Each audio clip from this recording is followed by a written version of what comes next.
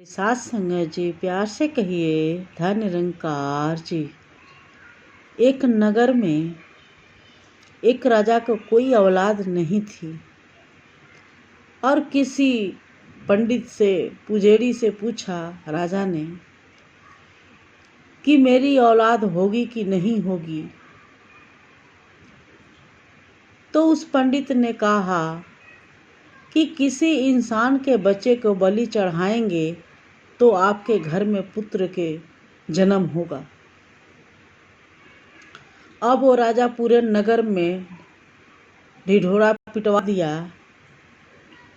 कि मुझे बलि के लिए एक किसी का पुत्र चाहिए, लड़का चाहिए। अब उस नगर में ही एक माँ बाप रहते थे, उनके 4-5 बच्चे थे। 4-5 बच्चों में सब काम करते थे, लेकिन एक नहीं करता था काम। वो बस भगवान की भक्ति में ही लगा रहता था, पूजा पाठ भगवान के भक्ति में ही, नाम जपने में ही लगा रहता था। वो नहीं करता था कुछ काम। अब उस बच्चे के माँ बाप सोचा कि ये तो कुछ करता ही नहीं है, तो क्यों ना हम इसी को दे देंगे। और वो राजा ने ये भी अनाउंसमेंट करवाया था कि हम 6-7 गांव दे देंगे उसको, जो अपने बेटे को देगा, बच्चे को देगा। अब वो लालच में पड़ गए। अब अपने बेटे को ले जाके दे रहे हैं कि ये मेरा बेटा है, आप रख लीजिए, इसका बलि चढ़ा दीजिए। ये हमारे कोई काम की नहीं है, कुछ काम नहीं करता है। राजा ने कहा ठीक है। अब बलि चढ़ाने की बात हुई तो बलि चढ़ाने से पहले पूछा जाता है कि तुझे कोई आखिरी ख्वाहिश है तो बताओ। उस बच्चे से पूछा गया कि कोई आखिरी ख्वाहिश है तो बताओ। उस लड़के ने क्या किया कि हाँ, मेरी आखिरी ख्वाहिश तो है कि मुझे 1 बोरी रेत दे दो। राजा ने कहा कि ठीक है, आ जाएगा। अब वो रेत के बोरी एक मंगा दिया अपने प्रजा में किसी से। जब रेत के बोरी आया तो उसने 4 ढेरी बनाया, गोल गोल 4 ढेरी बना दिया।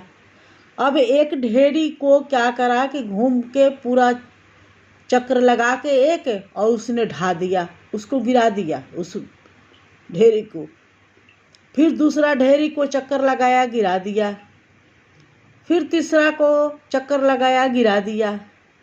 और चौथा ढेरी के पास उसने चक्कर लगा के हाथ जोड़ के खड़ा हो गया और कह रहा है राजा से कि राजा साहब, अब अपना काम करिए, मैंने अपना काम कर लिया, अब अपना काम करिए। अब वहीं पे जो बैठे थे नगर में, जो होते हैं सियाने, जो होते हैं पंडित, वो कह रहे हैं कि राजा साहब ये कोई टोटका कर रहा है, इससे पूछिए क्या कर रहा है ये। राजा साहब पूछे तो वो लड़का कह रहा है कि आप अपना काम करिए, छोड़िए, कोई बात नहीं है, आप अपना काम करिए, अब बलि चढ़ाना है तो चढ़ाइए। राजा ने कहा नहीं, बताना पड़ेगा तुम्हें।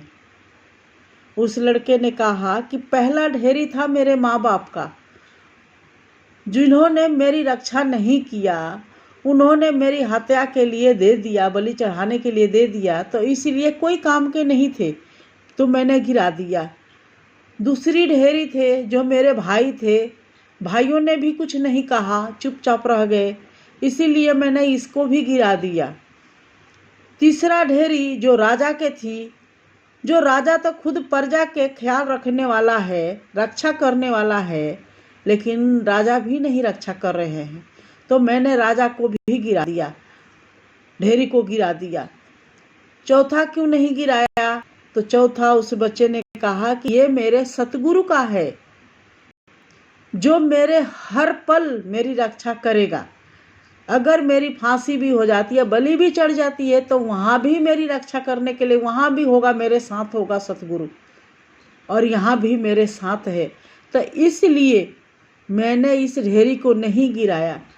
अब राजा ने सोचा कि पता नहीं बलि चढ़ाने से मेरा पुत्र होगा भी कि नहीं होगा, अगर होगा भी तो कैसा होगा, ऐसे समझदार होगा कि नहीं होगा, तो क्यों ना इसको ही हम गोद ले ले और उस बच्चे के राजा साहब गोद ले लिया।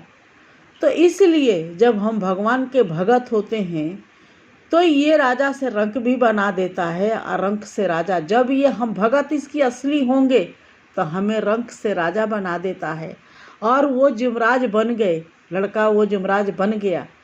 तो हम इसके हो के रहें, सतगुरु के हो के रहें, बस एक के हो के रहेंगे तो हमारे जीवन में सारी खुशियाँ आती रहेंगी।